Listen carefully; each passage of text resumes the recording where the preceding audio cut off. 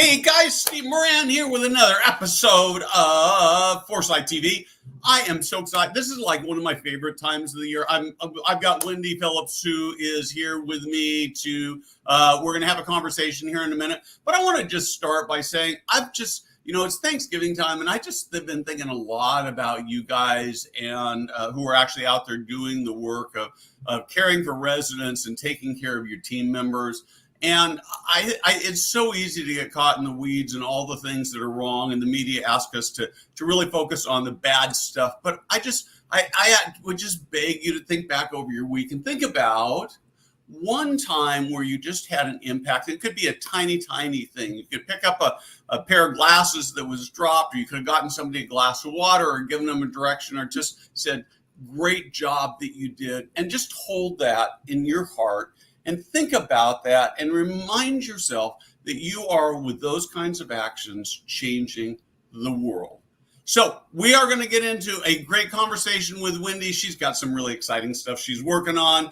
And she was telling me before, I'm going to pick on you a little bit, that she's almost a little bit nervous because she's doing this cool thing. And this is the first time it's really going to be shared out for the world. So before we get started, let me run this.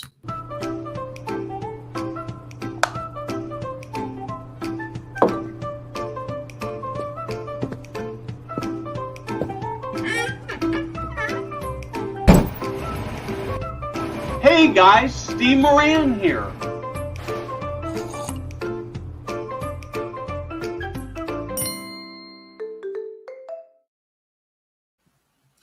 Okay, Wendy, we are on. I can hardly wait. This is going to be so much fun. I just have a very high level of what we're going to talk about. But before we actually get into this passion project that's going to change the world of senior living, let's talk a little bit about who you are.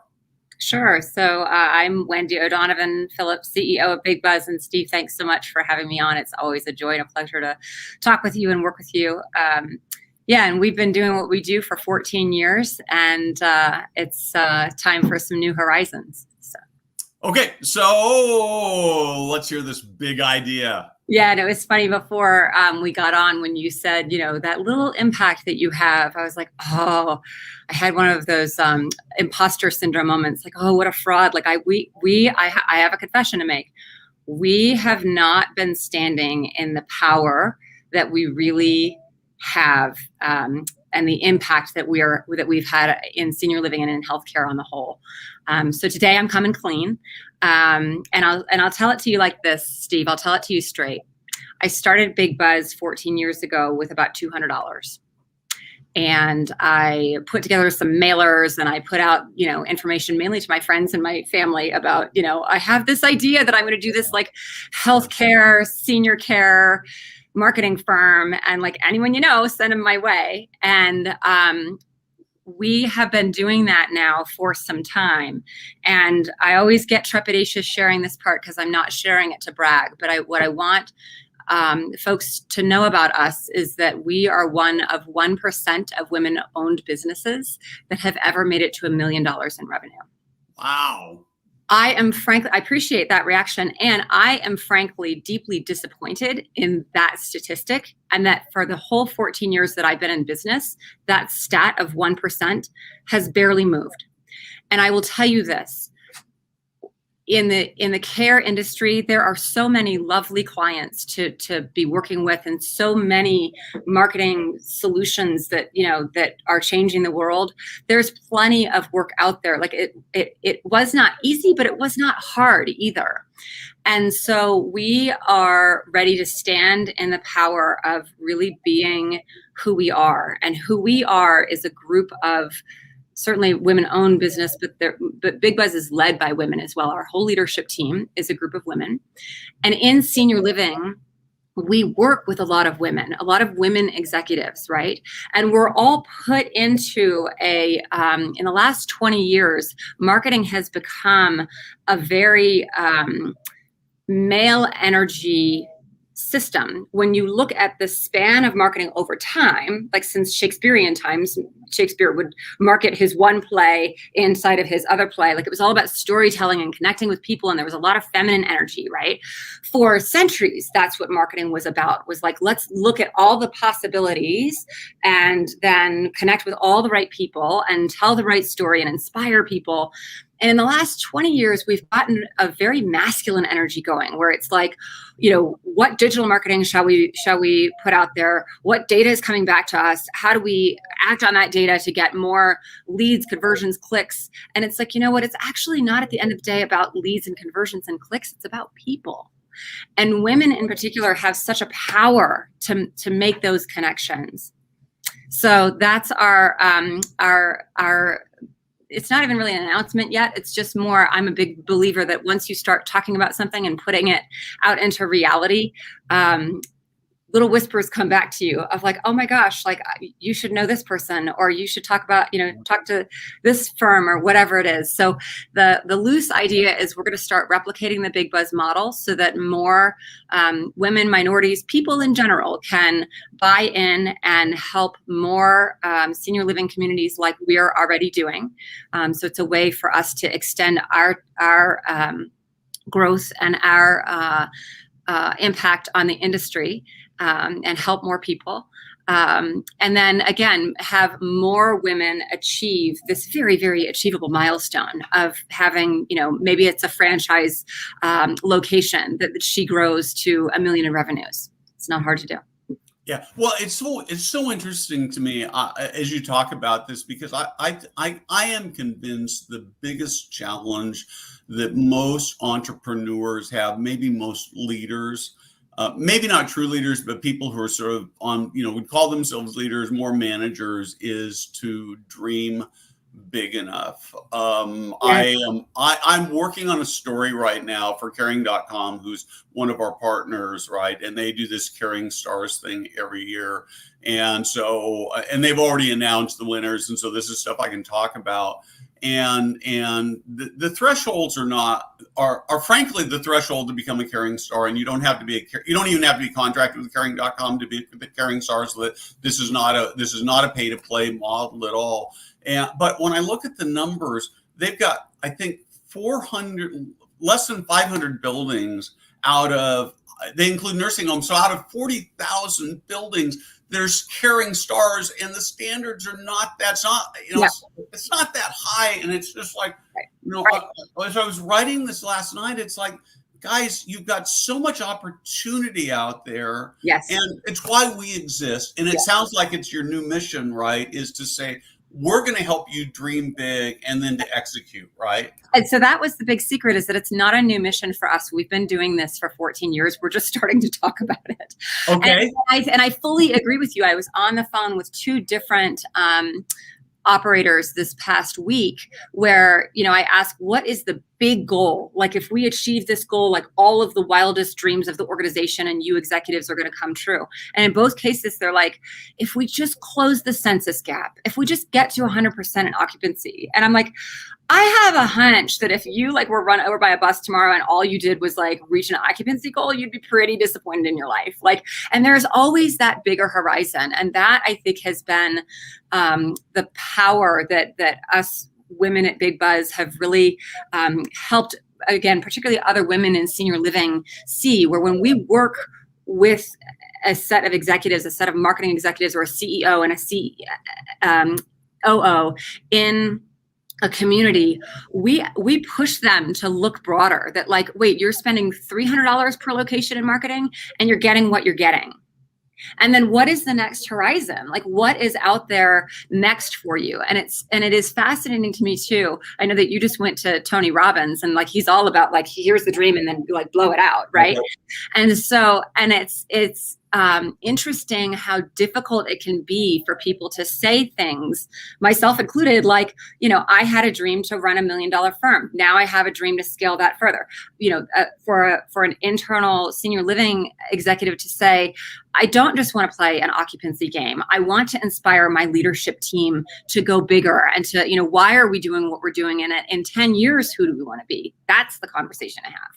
So I'm reading, I'm just on the last few chapters of a book about Jeff Bezos and Amazon. And it's talking about, I'm in the middle of where they're talking about how they reacted in the pandemic.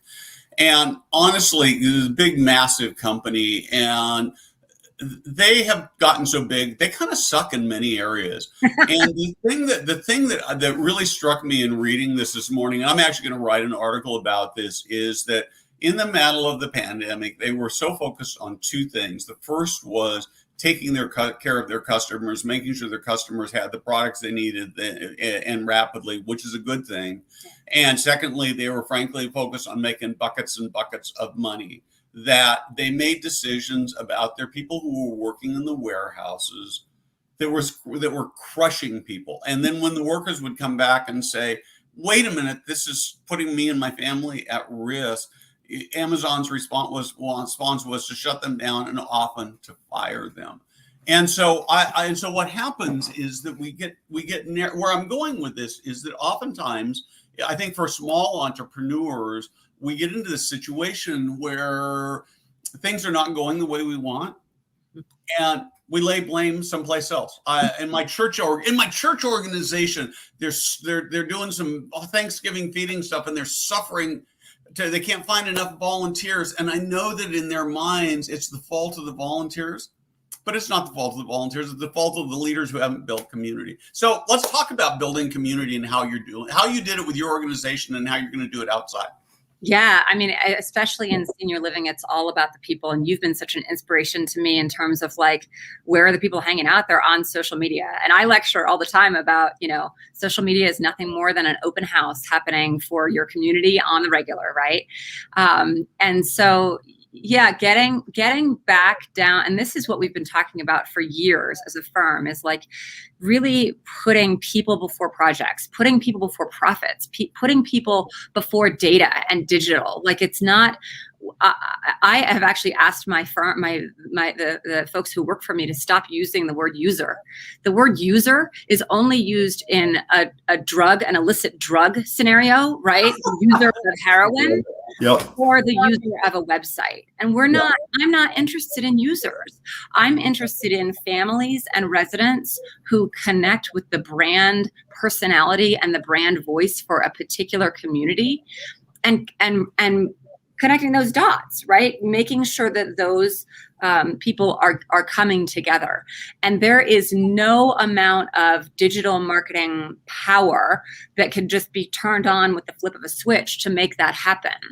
It's also not reasonable to think that we're going to do that on a one-to-one basis with every single person. And so we've got to utilize the tools in front of us. Certainly, social media outlets, conferences. Being in a room with 200 people. Again, I'm learning so much from you about how to work a room without working a room, because I'm not a big. I don't want to. I'm very. I pride myself on being me, and I come as I am. I'm not going to put on some air and try to be someone I'm not.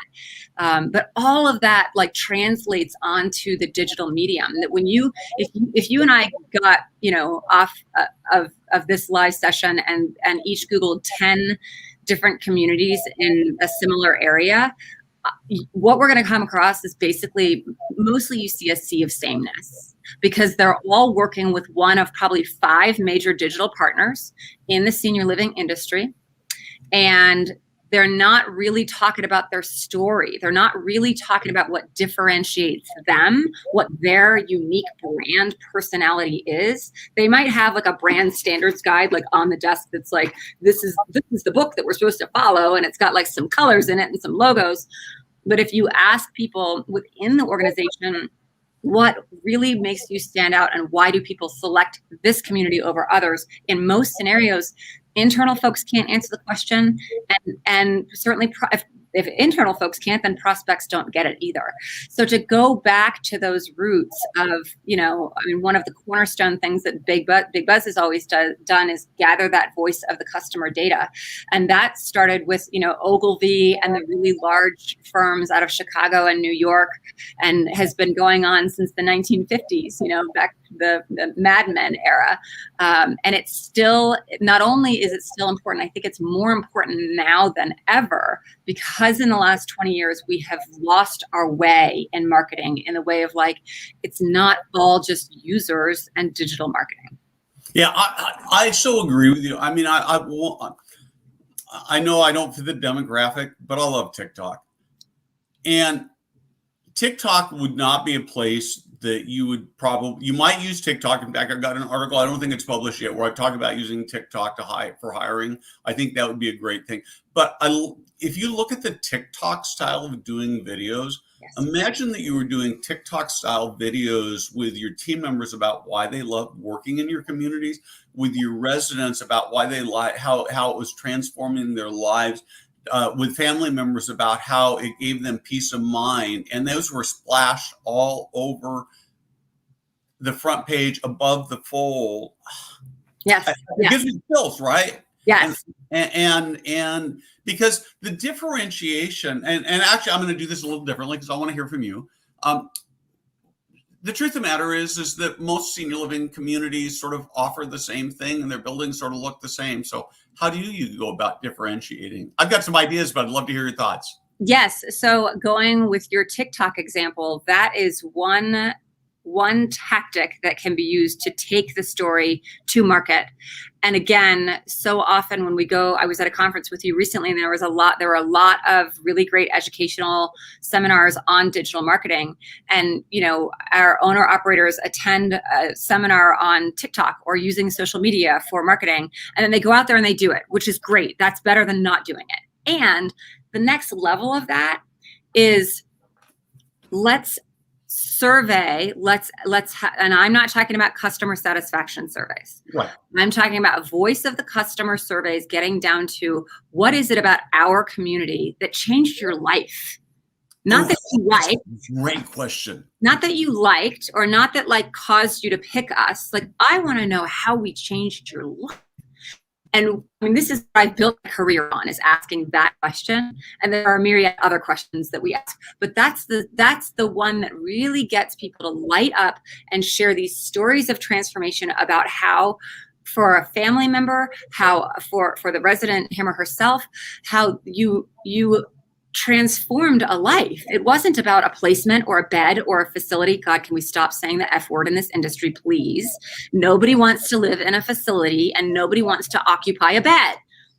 You are connecting a brand personality with a very special person, and that very special and unique brand and that very special person are uniquely united there. And so I talk all the time about the surveys, but the outcome of that really is a very, very clear song sheet from which everyone can sing, so that if Steve works for you and he's in charge of TikTok, and I work for you and I'm in charge of digital advertising, which is absolutely important and a part of the marketing mix. Right. And then Molly and my staff over here who's sitting here, she's in charge of website development. She's waving at us. She's in charge of website development. That everything that each one of the three of us produces has the same three differentiators that we know to be true because they were commonalities in those survey responses. They are three-dimensional and illuminated because they're in the voice of the customer. It's not marketing speak. We have the state-of-the-art Alexa in every, right?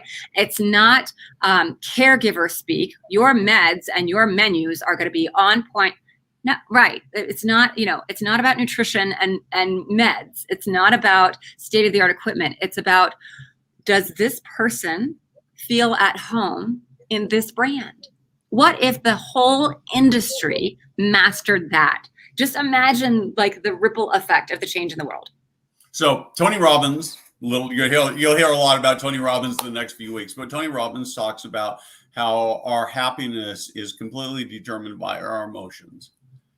The problem with that, of course, is that we all have default emotions that we fall back on that came to us because of our genetics and the way we were raised. And so sometimes we have to do some reprogramming of those emotions. But going in that direction, what if everything we did is in senior living was we asked this question: how will we make our residents feel? How will we make our team members feel, right? Yes. Yes. And that's that feminine energy. That is and so this is not for me this is not a DEI issue. Right. This is not a man Right. versus woman thing. There is very real feminine and masculine energy in every marketing effort, right? And what you just talked about, the feeling, that brand feeling, like that feeling like, yes, I belong here. Much to my husband's chagrin, every time that I walk into a Ritz-Carlton, I'm like, yes, I belong here. Yeah, yeah, right? yeah. And the Ritz-Carlton has systematically rebranded over the last decade to appeal to particularly women in my age bracket, because their brand was aging, and their population, it seemed to be, it's more like baby boomers with a lot of money go to the Ritz-Carlton. And now they seem much more accessible to folks, in the middle class, upper middle class, right? But they were very systematic about understanding what women like myself think and feel about coming into a Ritz-Carlton. And 10 years ago, if you'd asked me, granted I was younger and I wasn't making as much money, right. but I was still a little bit put off. Like this isn't really where I belong. It's a little hoity-toity. It's definitely out of my price range. And it's still out of my price range. Like I'm a very frugal, my husband and I are like, we were at Sprouts last night, like, well, who has the coupon? We still do that.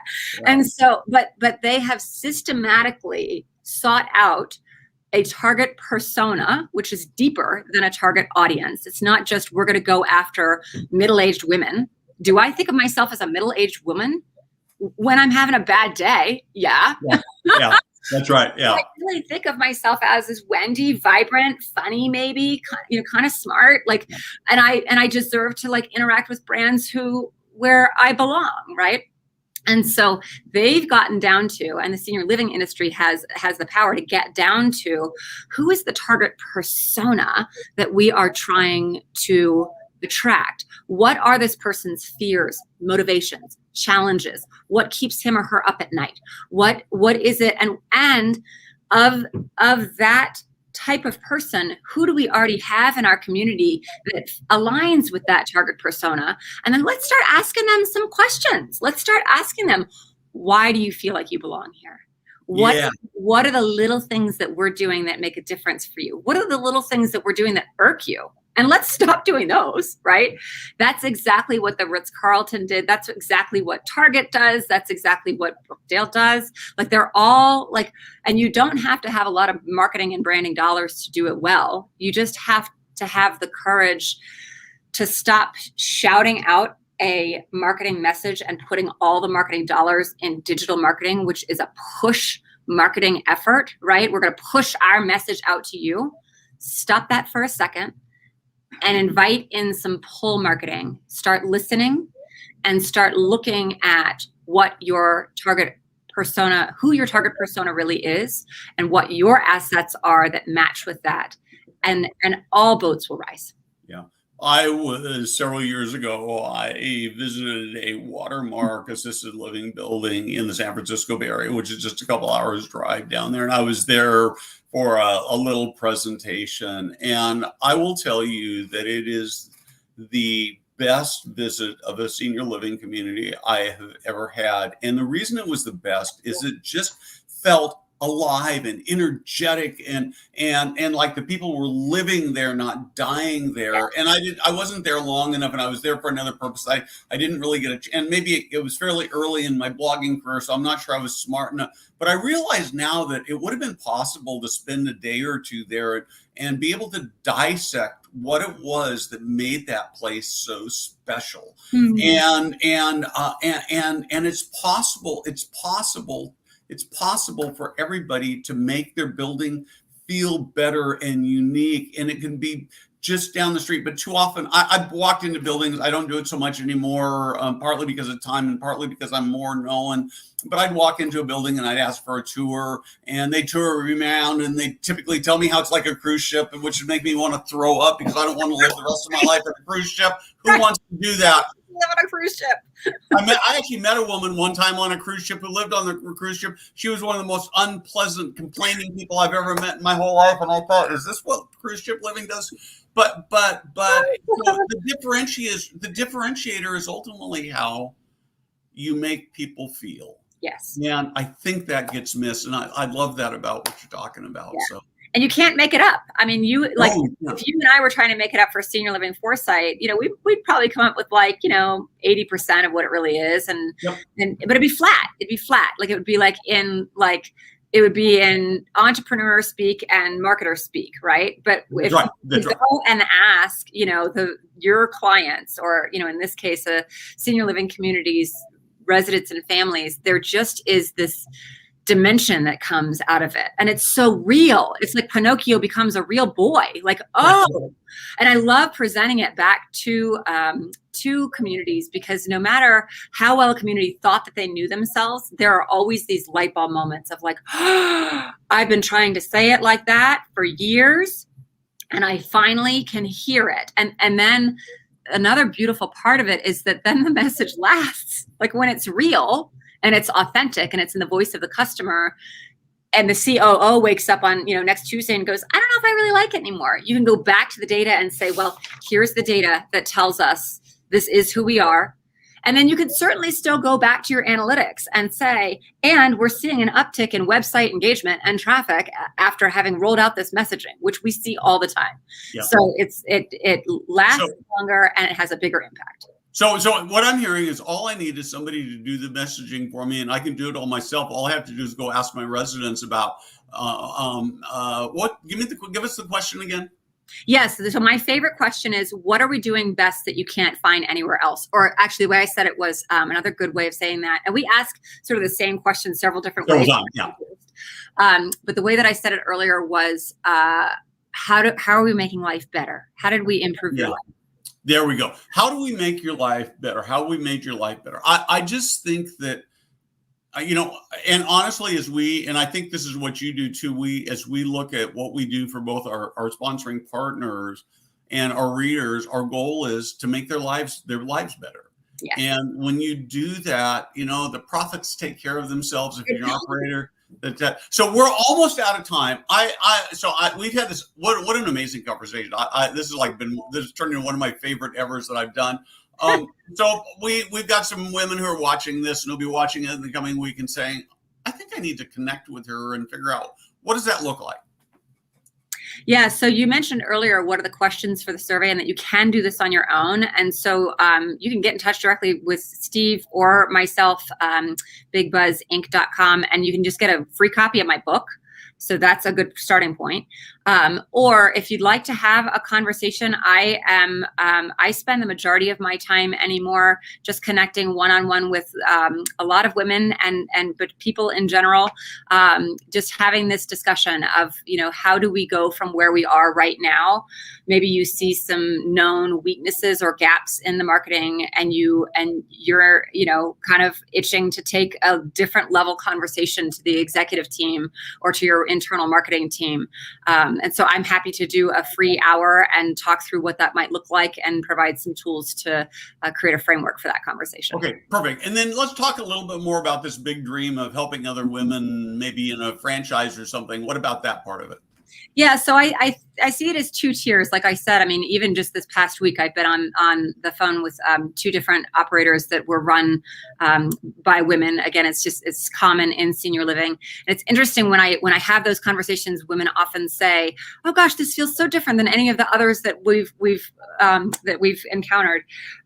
So yeah, the first horizon is to continue that and to just step into more of a mentorship in terms of, I have a whole team that is delivering the work and doing it expertly, and our clients are delighted. And so that always indicates to me that I need to start taking some more risks and doing different things. Right. So first things first, just for senior living executives, women, minorities, people, I am happy personally to help and do an hour-long mentorship conversation. And then, we'll keep you posted on how we're going to replicate the Big Buzz model and open up more opportunities for women to buy in. Awesome. That is terrific. So we got 1 minute left. What else should we talk about? What else do you want to say? I would just say, like, if there's one action, I always like to give people like an action that they can take. One action that you can take to change the conversation internally is, I just encourage you to do what I'm trying right now. I want you guys to know that I was terrified coming into this conversation with Steve, and I love interviewing with Steve, and I never get nervous speaking anymore. But I was terrified because I'm starting to talk about something that is a bigger risk for me. Like, I know that there's going to be something bigger on the other side of this, and that makes me slightly nervous. And so I see particularly women in senior living marketing positions where it's like, well, the executives have told us to do X, Y, Z, so we're just going to do it that way. So my advice is, pick one brave conversation that you'd like to have with the executive team and just walk into that dark cave and have it. I love that. I'm gonna add to that challenge. Without asking for permission, go run some small to medium sized experiments. You talked about your founding. It's so similar to what we did. We bootstrapped this from the very beginning, and even today, we're not quite as big, but we will go over $1 million next year for our first time. I'm really excited about that. We've got some amazing new products we're launching, but we run experiments all the time. Yes. And I could give you a long list of stuff that we've done that didn't work or that got modified. I would say in the 10 years we've been out there, we probably spent $50,000 on things that didn't work. And that's okay, because what came out of that was learnings that got us to where we are. So go run some experiments. Love it. So anyway, Wendy, thank you very much. We're going to drop a link to get your book into the postings here, so you'll be able to do that. And this has been a fantastic conversation. The best part of my week always is when I can talk to world changers like you. So I got you. Thanks for having me, Steve.